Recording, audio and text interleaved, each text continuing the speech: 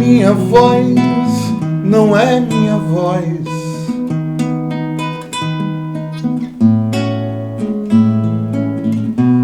Mesmo quando na solidão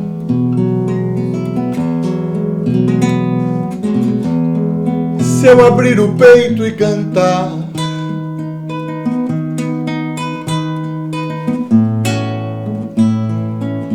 mesmo em silêncio eu cantar,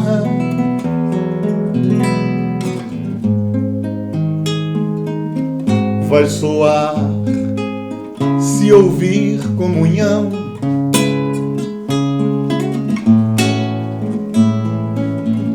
Num instante seremos nós.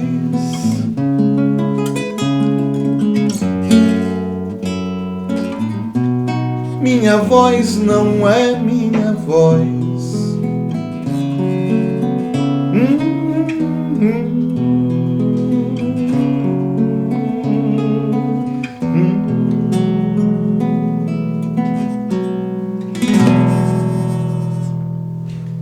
Desafios contemporâneos da docência. Bom demais começar com uma música maravilhosa dessa, não é? Nesse episódio de hoje, que é o episódio número 2, o desafio contemporâneo que a gente vai conversar aqui trata-se do desafio do autoconhecimento, do conhecer-se a si mesmo. E quem está aqui ao meu lado, como vocês já viram, colegas, é o professor Silvio Carvalho. Mais uma vez, professor, muito obrigado aí. Vamos bater um papinho, né? Vamos nessa. Obrigado eu mais uma vez. Professor, um trechinho dessa música que o senhor trouxe aí pra gente, particularmente me chamou a atenção.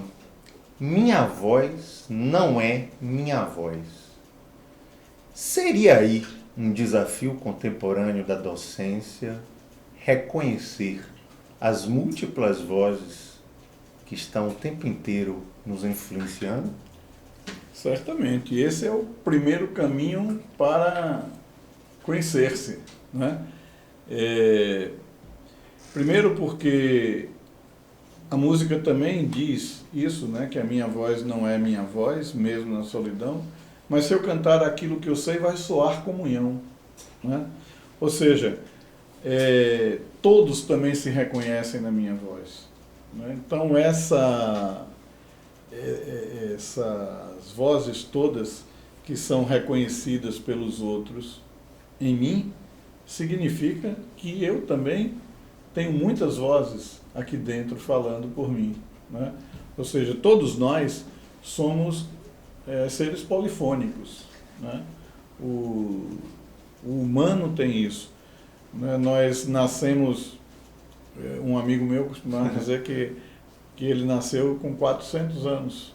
Como é que é isso? Porque ao lado a mãe pariu em casa e ao lado da cama estava o pai, que já tinha 30 anos, a mãe que tinha 20 e tantos, a avó materna já tinha 70 ou 60 e tantos, o avô materno tinha não sei quanto, somando a idade do povo que estava ali, da parteira, dos avós, das avós, do pai, da mãe, dava 400 anos. Então, ou seja, essas vozes todas já nos compõem, né? E muitas vezes, e quando nós estamos falando do pai, da mãe, da avó, nós estamos falando também dessa ancestralidade que nos compõe, né? E que vem pela cultura, vem pela genética, vem pela educação doméstica, né? Vem por tudo isso e que nos fazem seres polifônicos, e hoje mais do que nunca. Nós falamos no programa anterior sobre a questão da contemporaneidade, né, dessa enxurrada de informações, né, que nós temos, e muitas vezes a gente está dizendo coisas, a gente não sabe de onde foi que nós captamos aquilo, né? Se foi de um livro, se foi alguém que disse, se foi lendo num outdoor, ou numa propaganda de televisão, sei lá, ou na rede social que a gente frequenta, enfim. Bom, professor, na verdade, você talvez esteja provocando a gente a pensar que a gente tem, na verdade, múltiplos eus, não é? Sim. Agora, será que a gente talvez não costume silenciar muitos desses eus? não só silenciar, mas reprimir. Verdade. Então, nós privilegiamos um eu que é produzido por mim, né? Ou seja, que poderíamos chamar de ego, né? Ou seja, uma imagem que eu construo de mim mesmo para me apresentar socialmente. E nessa imagem só cabe aquilo que vai agradar o outro, né? Então, o que não agradar, eu reprimo.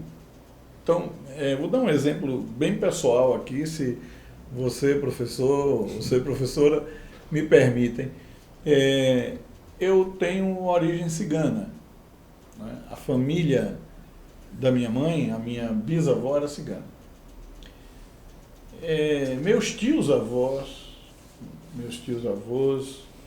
e minha mãe e os meus tios diretos, negaram a vida toda essa identidade, né?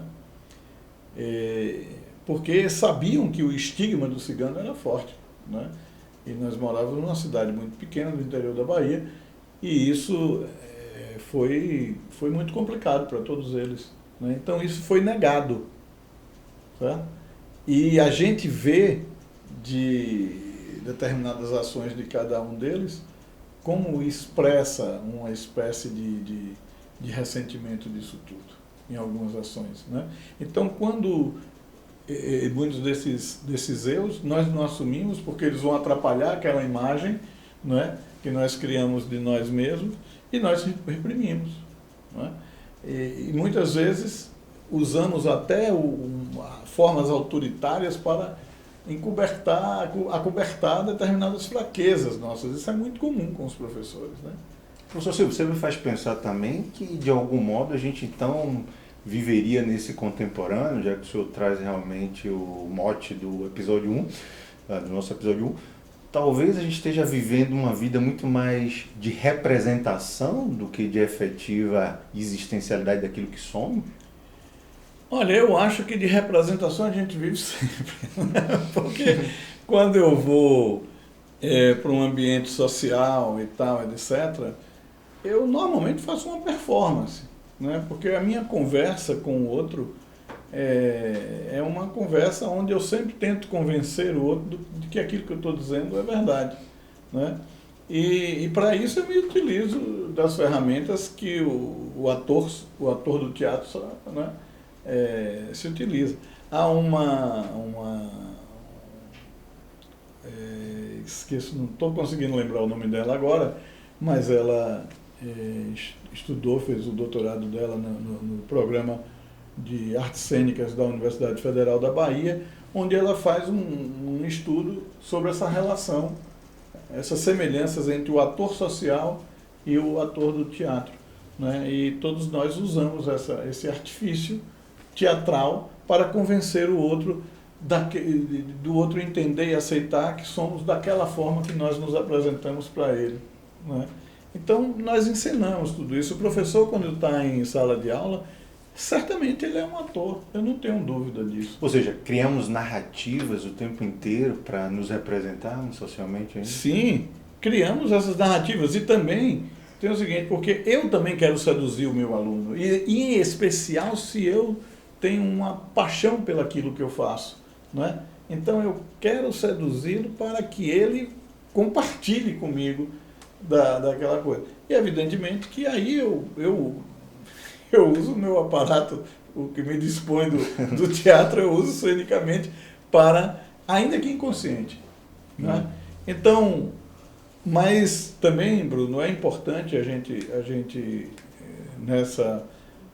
essa encenação não quer dizer que eu estou mentindo ou que eu estou sendo falso comigo mesmo. Não, é uma necessidade do humano de querer convencer. Nós estamos conversando aqui, estamos gesticulando, colocamos uma inflexão de voz dependendo daquilo que a gente está dizendo, ou seja, isso é comum. Agora, mais importante é a gente saber quando nós estamos fazendo uma encenação para nos desviar de determinadas coisas que nos compõem, que nós negamos. Isso pode levar a uma patologia. Tudo que eu não invento, então, é falso? Bom, aí você está indo por um outro caminho, porque aí vai entrar na questão do conhecimento de mundo também, não é? Então, o que eu não invento, diz Manuel de Barros, não é falso, porque a invenção não é uma mentira. É uma criação. A invenção é criação. Eu invento o conhecimento.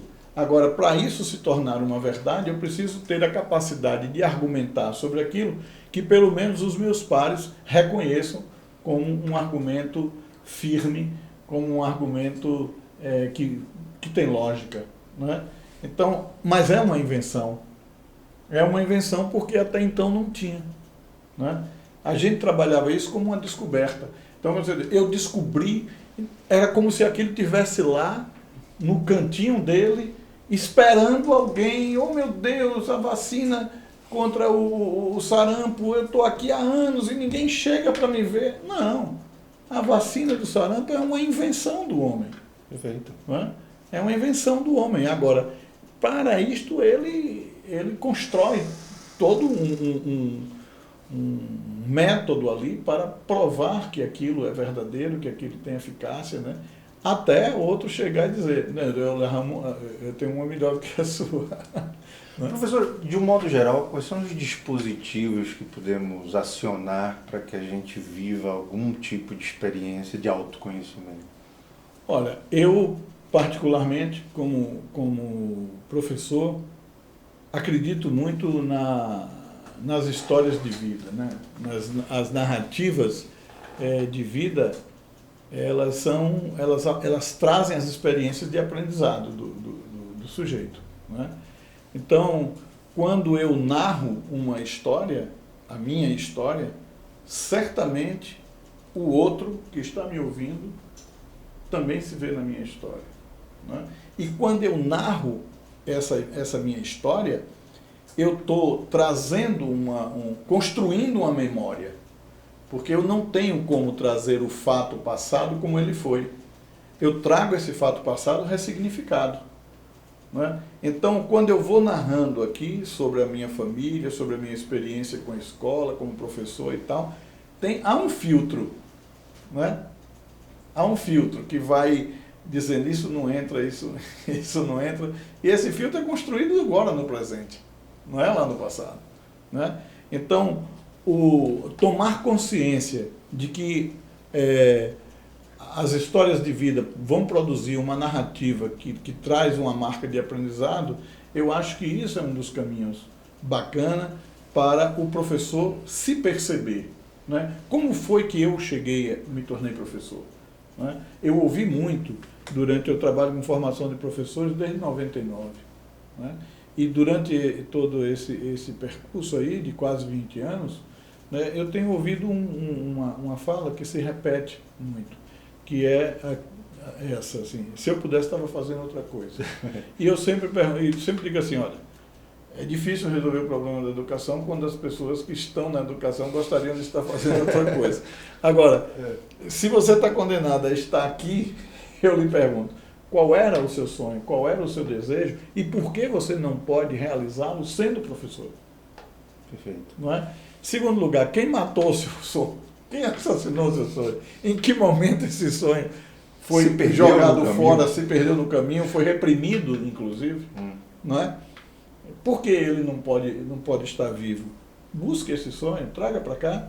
O trabalho que a gente faz com os ateliês de performance biográfica pelas canções populares, que é uma metodologia que eu desenvolvi dentro do meu doutorado, exatamente para possibilitar o professor de ressignificar a sua história de vida, vai trabalhar exatamente com esse material. Professor, o senhor acha, por exemplo, que a era da efemeridade, onde tudo está fluindo muito rapidamente, de algum modo desconecta todos nós dessa vivência de si próprio?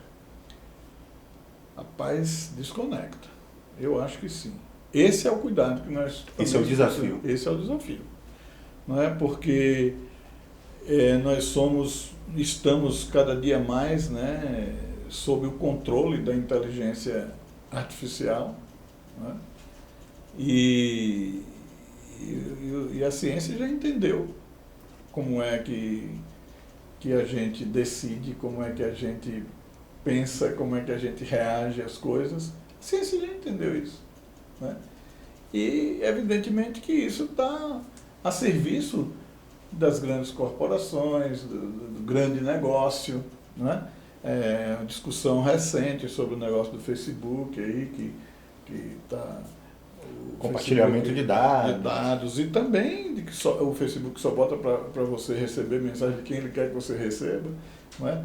Você vai para uma livraria virtual, por exemplo, você pede um livro, no outro dia está um bombardeio em cima de você. Esse é semelhante àquele que você pegou, esse é semelhante, não é? Então, assim como se o sujeito lhe cercasse de informações para você decidir sobre aquilo que é do interesse do outro. Então, só concluindo, se eu não penso, não é, de fato, que essas coisas podem estar também me levando, né, para uma decisão que tenha um descuido com outros níveis de influências também é um risco, eu não tenho a menor dúvida disso. Professor Silvio, o senhor me remeteu agora a uma música que eu acho que se relaciona bem diretamente com essa reflexão. Eu lembrei de um trechinho de Caetano, não lembro o nome da música, você há de lembrar, mas que ele diz assim: coragem grande é poder dizer sim. Verdade. É por aí? Tem uma... O Caetano tem uma canção chamada Nu com a Minha Música. Eu vou cantar esse fragmento só aí, que é o final da música, né? Deixo fluir tranquilo naquilo tudo que não tem fim. Eu que existindo tudo comigo depende só de mim. Vaca, manaca, nuvem, saudade, cana, café, capim. Coragem grande é poder dizer sim. Coragem grande é poder dizer sim. Que maravilha! Professor Silvio, dentro desse conjunto de desafios que a gente está refletindo aqui nesse episódio, eu lembraria de um e queria um pouco a sua percepção e os nossos processos iniciais de formação docente. Você identifica que a gente ainda está muito distante de proposições formativas voltadas para os docentes que possam estimular essa aproximação da gente consigo próprio? Olha, dos anos 80 para cá,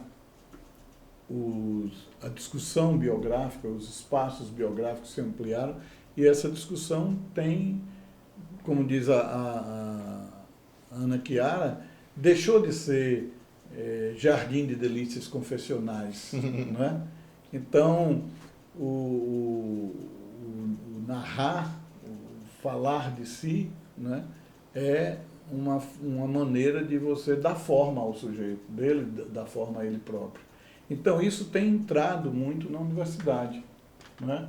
As abordagens autobiográficas têm sido aí metodologias de formação, de autoformação, de formação continuada dentro da escola, dentro da universidade, principalmente. A minha própria pesquisa de doutorado foi sobre isso, né? O título é Construções Biográficas pelas Canções Populares. Então, nessa perspectiva do professor fazer consigo mesmo, mas também levar isso para o seu aluno, levar, né, essa possibilidade do narrar-se, né, para dentro da sua sala de aula. É uma possibilidade dele conhecer todo o grupo com quem ele trabalha e o próprio grupo também ali se conhecendo, né? E nesse exercício autobiográfico, auto aí entre parênteses, ele pode criar possibilidades para o sujeito criar coragem e poder dizer sim, né? Porque essa frase do Caetano, ela é emblemática, porque a tradição, vamos dizer, popular, é você dizer que difícil é dizer não. Exatamente. Né? E eu sempre pergunto, mas é você dizer não a quem? Ao outro. É difícil dizer não ao outro. Então, quando você diz sim ao outro, você diz não a você, muitas vezes. Né? E quando você diz não a você, evidentemente que você não fica bem. Você pode ficar bem com o outro, mas não fica bem com você. Então, é preciso ter essa coragem de dizer sim a você próprio, né, para que você dê a chance do seu aluno, no caso do professor, da professora, dê a oportunidade ao seu aluno de criar também essa coragem de dizer sim a ele. Colega professor, colega professora, passou rápido, não foi? É um papo aqui que a gente vai puxando uma conversa, uma música, bom demais. Espero que você tenha sido provocado a pensar nesse desafio, conhecer-se a si próprio. E eu vou terminar esse segundo episódio de hoje jogando, professor, para você um desafio. Toca aí pra gente Milton Nascimento, que eu lembrei disso, Eu, Caçador de Mim. Desafio aceito. Por tanto amor, por tanta emoção, a vida me fez assim. Doce ou atroz, manso ou feroz, eu, caçador de mim. Preso a canções e entregue a paixões que nunca tiveram fim. Vou descobrir o que me faz sentir, eu, caçador de mim.